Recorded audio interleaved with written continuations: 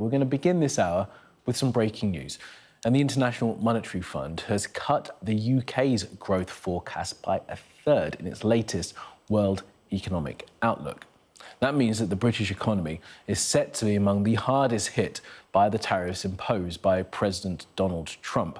Well, the Chancellor of the Exchequer, Rachel Reeves, is in Washington for the IMF's spring meetings, where she will talk about trying to get a trade agreement with her US counterpart, Scott Bessent. Well, our business and economics correspondent Gurpreet Narwan is in DC with more.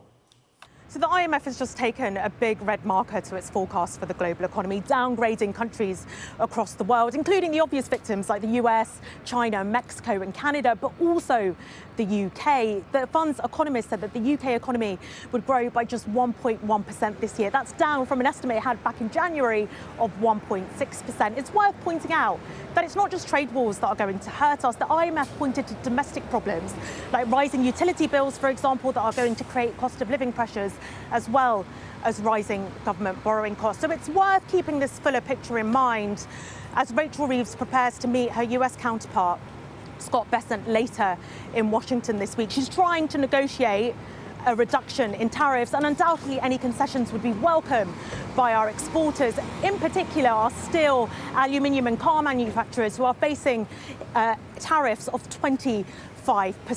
But a deal with the US is not a magic bullet. It's not going to solve all of our economic problems. Rachel Reeves will have to weigh any potential benefits against the cost. This is a US administration that's shown that it's highly transactional in its dealings, even with allies. It's going to want concessions, and in particular, it's been eyeing up many of the non-tariff barriers, the regulatory barriers that are blocking its exporters.